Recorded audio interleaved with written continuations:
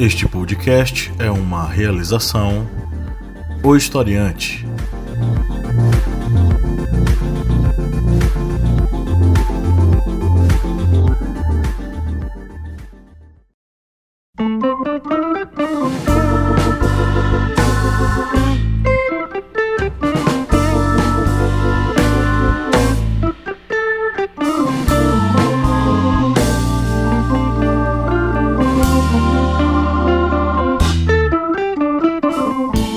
Olá, historiantes! Bem-vindos mais uma vez ao seu podcast sobre as ciências humanas. É o podcast do Historiante, sempre com a missão de abrir sua cabeça para o conhecimento, abrir a sua cabeça para os assuntos da história, abrir o seu conhecimento para o aprendizado.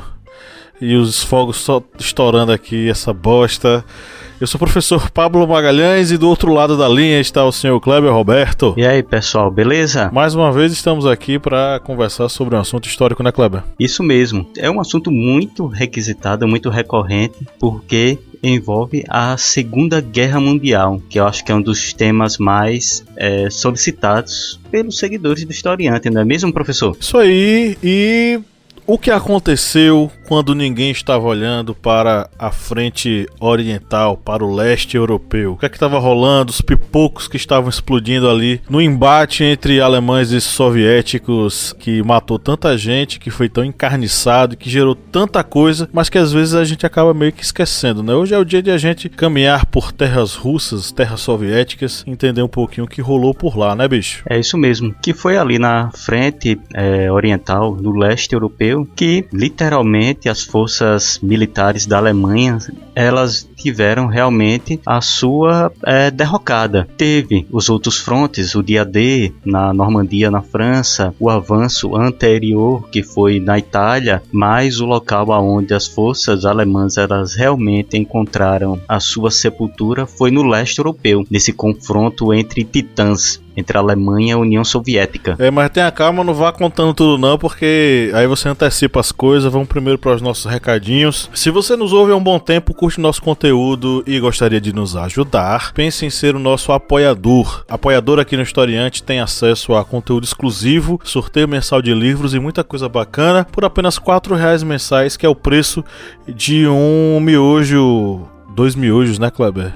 Ou menos. É no preço de... é mais barato que 1 quilo de arroz. A cotação do miojo tá de quanto hoje em dia, hein, bicho? Um miojo bom, aquele miojo que... R$1,50 mais ou menos. 2 miojinhos e meio, 3 miojos, dá pra você nos ajudar, não é? Paga o meu miojo, paga o miojo do Kleber e a gente faz a gravação aqui comendo essa iguaria da culinária brasileira. Conheça também a família Historiante de podcasts que tá aí bombando, todo mundo tá ouvindo em todos os agregadores disponíveis de podcasts aí na internet. Acesse lá a nossa família, nós temos o Correspondente de Guerras, a voz que narra os principais conflitos ao redor do mundo, o podcast Arretado, com vozes, olhares e perspectivas femininas e feministas sobre assuntos sociais. Nós temos aí também o podcast Era Uma Vez na História, um podcast com contação de histórias para o público infanto-juvenil. E vem mais novidade por aí, vem muita coisa boa por aí. Nós estamos aí tirando do forno, parece que tá enganchado, mas a gente tá tirando do forno o podcast A Escrita da História. Um podcast que a história, o como se fazer, os seus conceitos, as suas teorias, as práticas recorrentes dos historiadores. E tudo isso aí vai sair no fone do ouvido de quem for ouvir este podcast, que vai ser mais uma arma, mas mais uma ferramenta educacional desse grande portal que é o Historiante. Se falar de arma, tem tudo a ver com o episódio de hoje, né? Mais uma arma para a guerra. Bom, então conheça a nossa família Historiante. É só você digitar aí no buscador Historiante que aparece todos eles, né? Assine o feed e acompanhe nossas atualizações. E o último recadinho é que você baixe nosso aplicativo. Sim, nós temos um aplicativo e o mais legal de tudo isso é que ele é de graça. Então você pode estudar ciências humanas aí no seu celularzinho aí, em casa, na rua, na chuva, na fazenda ou numa casinha de sapê. É só botar o fonezinho de ouvido e ouvir as nossas aulas em áudio, assistir nossos vídeos que também estão lá postados, ler as apostilas temáticas com os temas aí de estudo das ciências humanas. Você pode também testar os seus conhecimentos nos simulados que a gente coloca lá, ou também, né, fazer aquele resumão básico com os nossos cards de resumo. É muito conteúdo na palma da mão e você acessa a hora que quiser. E se o ouvinte ele não quiser instalar nenhum aplicativo em seu celular, ele está ali sobrecarregado, mas ele está ali com o seu notebook na sua frente, visite o site Historiante ou historiante.com.br e lá vai ter também muito material para auxiliar vocês em seus estudos. Os podcasts também estão disponíveis também no site ou historiante.com.br, ou seja, não tem desculpa para você não estudar através deste imenso portal educacional. Anote aí os recados e bora pra pauta.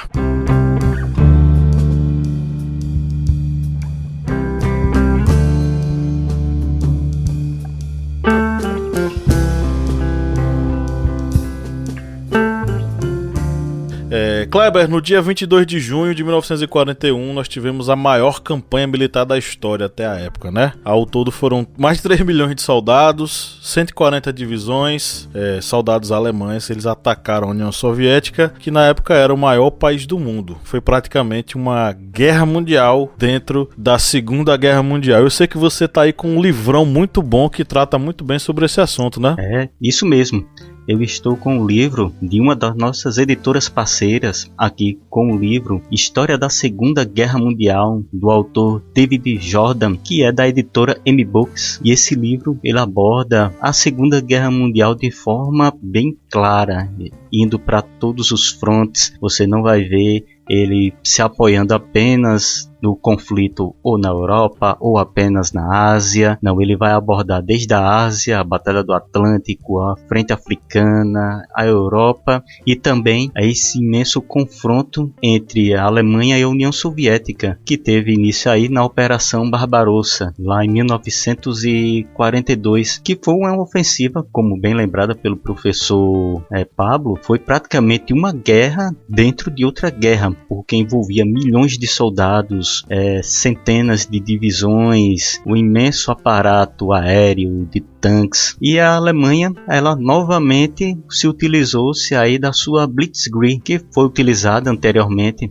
para derrotar a Polônia, a França, e utilizou novamente esse tipo de ofensiva contra a União Soviética. Mas a Blitzkrieg, dentro das steppes soviéticas, das steppes russas, não teve o sucesso tão desejado quanto nos outros dois frontes. E também vem aquela coisa, né, rapaz? Por que? Tem gente que pergunta, por que a União Soviética virou alvo da Alemanha? Sendo que 2 anos antes ela tinha assinado um pacto de não agressão, né? Tem gente que pergunta isso, tentando associar inclusive uma certa parceria de soviéticos e alemães antes da guerra, né? Tentando associar nazismo a comunismo como se fossem ideologias irmãs. A questão é que esse pacto ele foi feito não porque eles se gostavam, mas porque lutar em 2 frentes é uma coisa muito perigosa. E outra coisa que é fundamental pra gente entender isso, a luta contra o bolchevismo era um objetivo declarado de Hitler, né? Na ideologia nazista esse termo era europeia. Então,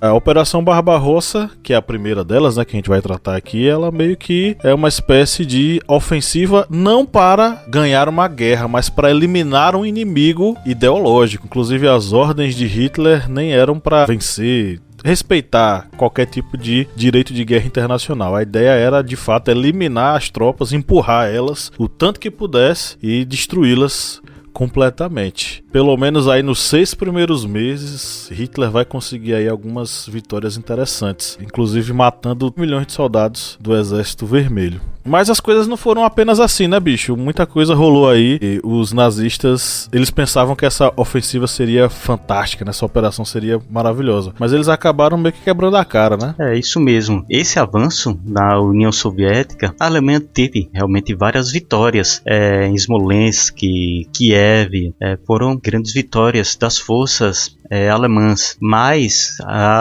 diferentemente do que era a Polônia e do que era a França, a União Soviética, a Rússia, ela se protegia literalmente, já inicialmente, pelo seu território, que era imenso, que era vasto. Na França, por exemplo, nesse avanço de Blitzkrieg, um exército ele avançava 100 quilômetros e alcançava uma cidade e chegava em outra cidade grande. No caso da União Soviética, muitas vezes um exército percorria 1000 quilômetros e não chegava em nada. Saiu de um canto de nada a canto nenhum. Ou seja, o território era imenso e isso prejudicava muito os caminhões, tanques, porque nesse primeiro momento ainda não temos o inverno, mas temos a poeira, e a poeira prejudicava muito também os equipamentos, e tudo isso aí ia causando desgaste, ia prejudicando muitas vezes até o avanço. E uma coisa que é bem lembrada realmente pelo professor Pablo era que Hitler ele mesmo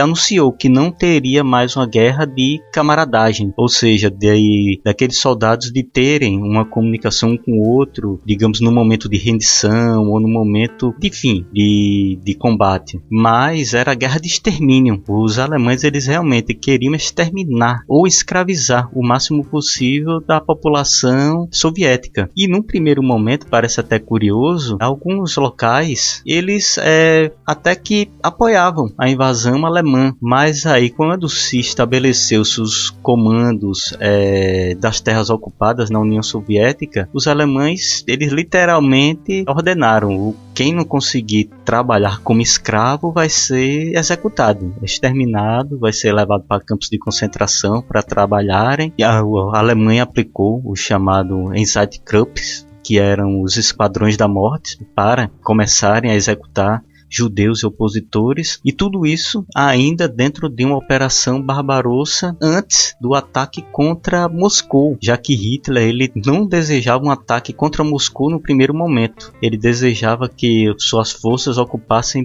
posições chaves antes de um ataque contra Moscou, que isso já ocorreu já no período em que estava chegando o inverno soviético. Já nesses primeiros meses aí da operação morreram cerca de 300 mil soldados, né, alemães, e no final de novembro de 41 as tropas alemãs, né, as tropas de Hitler estavam ali a 20 quilômetros de Moscou, né? Só que aí aconteceu aquilo que ia acontecer inevitavelmente. O inverno chegou, né? Algumas pessoas dizem que foi o general inverno. Não sei se Kleber concorda que o inverno foi determinante, eu não sei. Eu sei que 40 graus abaixo de zero é um frio que paralisa, e a Blitzkrieg foi paralisada por esse frio. Aí em dezembro a gente vai ter a contraofensiva, o contra-ataque do Exército Vermelho, e aí a gente já começa aí a ver uma União Soviética bem engajada na luta contra os alemães. E a gente chega também num momento que é talvez o mais crucial dessa campanha do leste europeu, que seja a Batalha de Stalingrado. É isso mesmo, os alemães eles não conseguem tomar Moscou. Eu acho que é um somatório de situações que levaram à derrota alemã, tanto desgaste devido a essa campanha, que era um fronte imenso, era um fronte de, digamos, 3.000 quilômetros, não era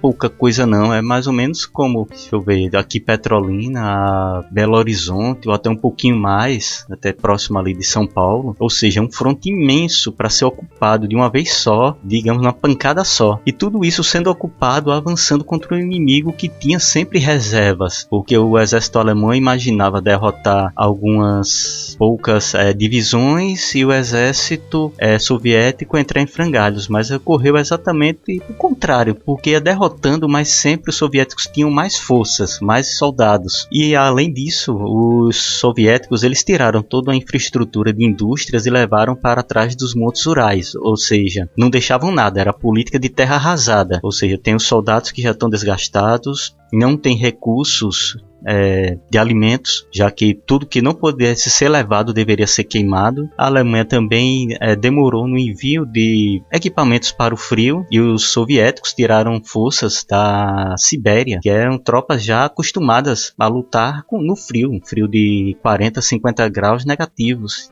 e eles foram levados para frente ali de Moscou e conseguiram rechaçar esse ataque na Batalha de Moscou. E só lembrando, tivemos aí uma participação dos fogos na cidade de Juazeiro, que eu não sei se vai sair nessa gravação, mas Stalin também fez uma provocação contra os alemães. Pouco antes, digamos, da ofensiva final contra Moscou, ele fez uma parada militar com exibição de tropas, tudo isso lembrando o aniversário da Revolução bolchevique, para dar tanto ânimo para a população que ainda estava na capital, como também como uma demonstração de que estava pronto para a batalha. E os alemães não conseguiram, chegaram até próximo de 40 quilômetros do Kremlin, mas foram expulsos não da União Soviética, mas ficaram a algumas centenas de quilômetros de Moscou. E aí temos depois, posteriormente, aquela batalha que é tida como uma das batalhas mais decisivas da Segunda Guerra Mundial, que é lá na cidade de Stalin. Em 42 é interessante pontuar isso, porque quando a gente fala sobre os russos, a gente tem que entender que eles apanharam muito até chegar nesse momento, sabe? Em 1942 a União Soviética já tinha perdido basicamente ali 6 milhões de soldados, entre mortos, prisioneiros ou pessoal que já estava aí em possíveis campos de concentração. E parte deles acabou aceitando servir até as tropas como tropas auxiliares alemãs, né? Para não morrer de fome. Então, essa galera aí capturada, destruída, enfim, já eram baixas consideráveis. E a situação econômica também era grave pra caramba, né? 3/4 da indústria soviética tinham sido perdidas, né? Principalmente indústria de carvão, ferro e aço. Sem carvão, sem ferro e sem aço, você não tem material para, por exemplo, produzir tanque, produzir canhão. Sem isso, como é que vai fazer? E aí, se você for pegar, fazer uma comparação, você vai ver que a Alemanha, por exemplo, tinha 4 vezes mais capacidade industrial do que a Rússia. Se você for pegar o pessoal diz que no lápis, né? Isso é termo de futebol. No lápis, um time é melhor do que o outro, mas na prática, vamos ver quem é que ganha, né? É o que a gente pode dizer sobre o encontro entre Rússia e Alemanha. No lápis, os alemães estavam muito bem. Mas na prática, você vai ter uma União Soviética e principalmente os próprios russos. Eu acho que essa batalha, ela extrapolou a questão puramente de dominação de terra, de espaço. Foi uma questão de vida ou morte. Foi uma questão de... A gente não está lutando apenas contra alemães. Nós estamos lutando contra um mal que está querendo nos destruir. E talvez isso tenha sido uma espécie de combustível para fazer com que os russos eles reagissem, principalmente num contexto como foi a batalha em Stalingrado, né? Porque eles estavam sendo literalmente empurrados contra a parede, né? Contra o rio Volga. E aí, dali, eles tiraram a força pra ir em diante, né? Era algo que a gente pode até comentar, porque os dois lados, tanto soviéticos quanto alemães, eles tinham potenciais industriais grandes. O potencial industrial alemão era, digamos, mais primoroso na construção de armas, tanto que muitas armas alemãs acabam se destacando nos campos de batalha, mas também a gente tem que destacar a questão dos oficiais, já que os dois lados tinham oficiais capacitados no momento crucial que foi na Batalha de Stalingrado. Lembrando que no início a União Soviética teve muita dificuldade, por causa exatamente da falta de oficiais mais estrelados, devido às perseguições impostas por Stalin. Mas aí, quando a situação apertou, teve que se recorrer a muitos desses oficiais que muitas vezes foram afastados do exército. E eu falo também na questão de coisas básicas, sabe? Por exemplo, roupa, acessório para batalha. Tava em falta na Rússia, né? Não tinha pra todo mundo. Arma pra todo mundo também não tinha. Só pra gente tentar fazer um esforço imaginativo, né? O quanto que esses caras tiveram que se superar acima do normal pra poder lutar contra os alemães. E é uma coisa admirável, né? Porque as pessoas identificam o dia D norte-americano como o dia da virada, né? Mas a gente vê que o dia da virada foi quando os russos, eles infligiram as derrotas que infligiram lá na frente oriental. Tanto que os soviéticos, eles sempre lutaram contra mais divisões e exércitos que os norte-americanos e britânicos. Você vê a quantidade de divisões que sempre Hitler estava impondo contra a União Soviética, era com questões gigantescas, muito grandes. E durante um bom período a União Soviética lutou sozinha contra a Alemanha. Estava a União Soviética A ilha estava resistindo contra a Blitz aérea. Essa Blitz contra a Grã-Bretanha, ela foi suspensa para exatamente desviar material para essa ofensiva, que foi a Operação Barbarossa em 1941 contra.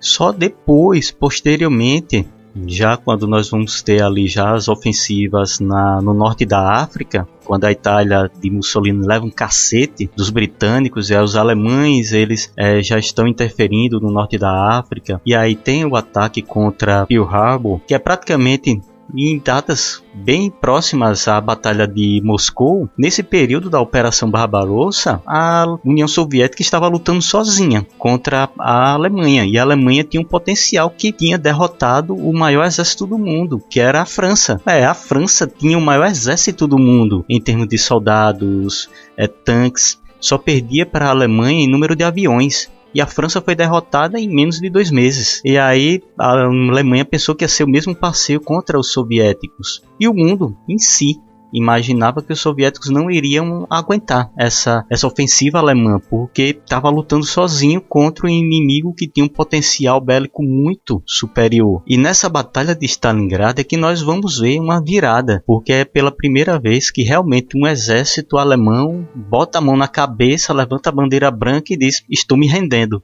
Que foi o Marechal Paulus, que ele era general e ele foi nomeado como marechal já no final, um dia antes da rendição, porque Hitler imaginava que ele, se nomeando marechal, ele iria lutar com os seus soldados, literalmente até a última bala e o último soldado, e iria cometer suicídio. Mas aí Paulus levantou a bandeira branca, diz: eu me rendo, com mais de 90 mil soldados do que sobrou do 6º Exército Alemão lá em Stalingrado. E ele acaba contrariando as ordens que vinham de Berlim, né, o Paulus, porque eram sempre ordens para lutar.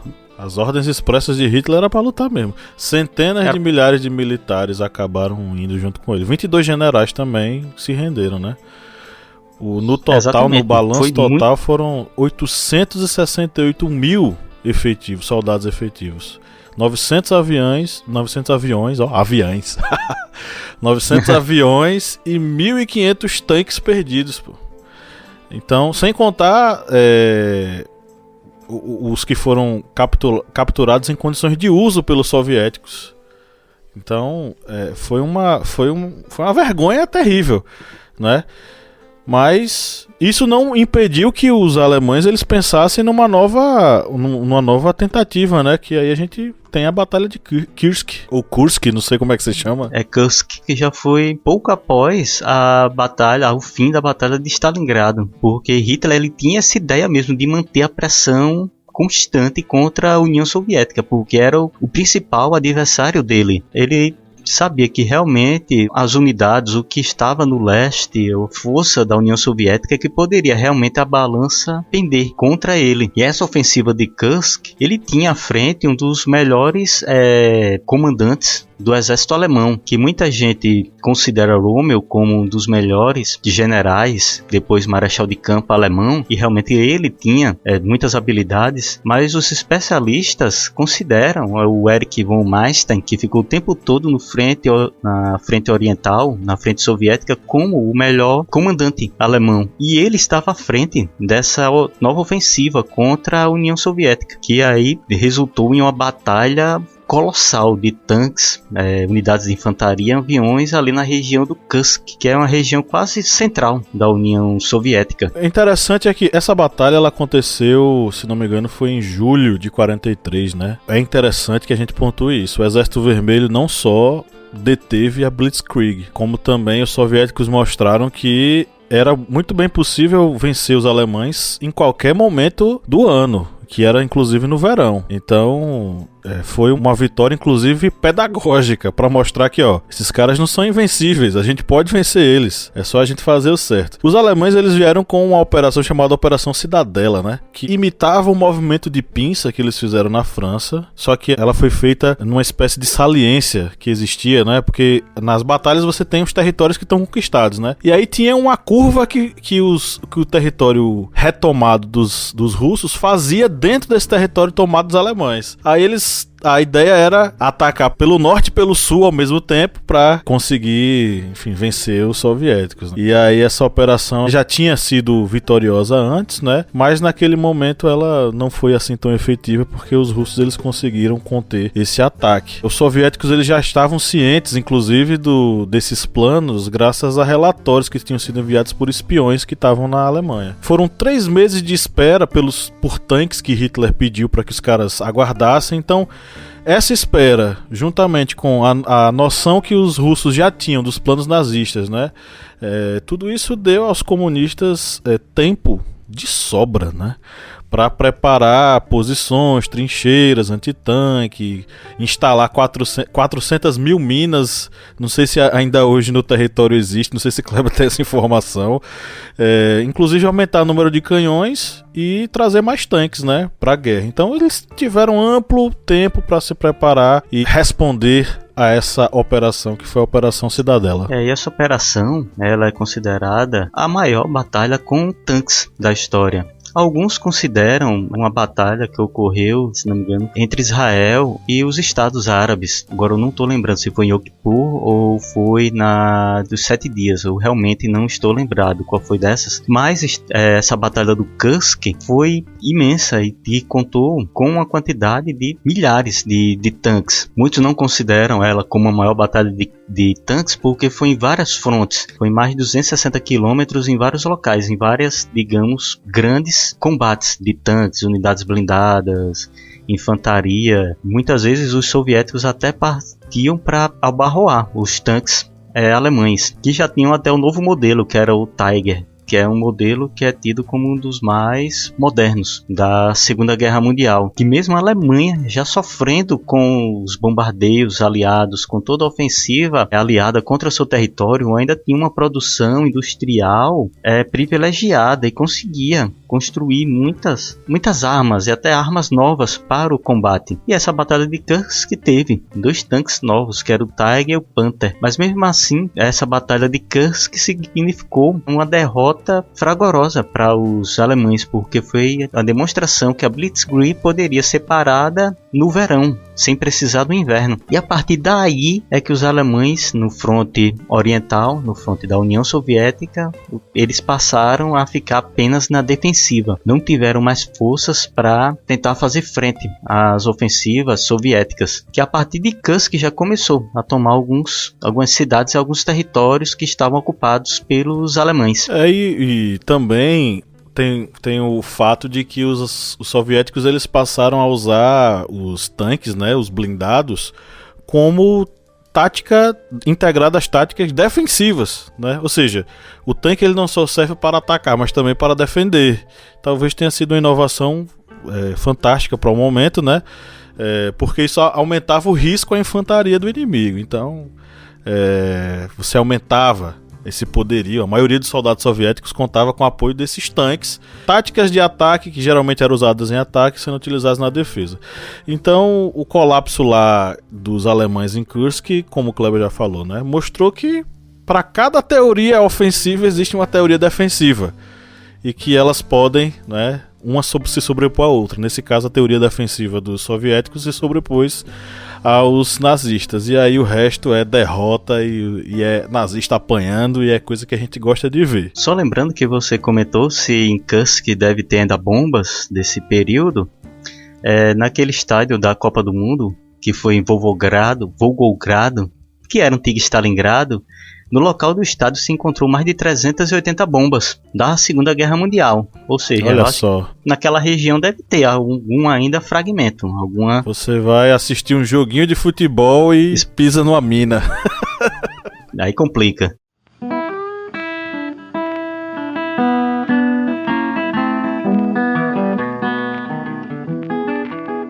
Bom, chegamos à reta final da nossa minipédia de hoje, né? Mas me diga aí, o livro é bom mesmo? O livro é muito bom, excelente. Ele não é um livro que fica inibindo fatos, relatos. Ele realmente consegue abordar todos os detalhes em todos os frontes que ocorreram. Até o fronte da Batalha do Atlântico, que é muito, digamos, desprezado por alguns historiadores que se focam mais dia a dia, as ofensivas no Pacífico e a ofensiva também ali soviética, mas ele aborda também a campanha na África, a batalha no Atlântico. Ele comenta até sobre a batalha do Rio da Prata, em que um encouraçado alemão foi afundado em plena Segunda Guerra Mundial aqui no litoral da América do Sul. Então, recomendo. Vão lá no site da M-Books e procurem lá o livro História da Segunda Guerra Mundial, de David Jordan. Vamos colocar o linkzinho aqui, né, pra galera clicar e conferir. E fica a nossa dica. Claro que nossos apoiadores, né, Kleber, vão ter acesso a esse livro através do nosso sorteio mensal de livros, né? É isso mesmo. Ele vai estar lá no sorteio de livros, mas apenas para apoiadores. Seja um apoiador, participe, é bacana, é legal, é interessante. Um grande abraço à M-Books, que nos ajudou com o conteúdo desse episódio.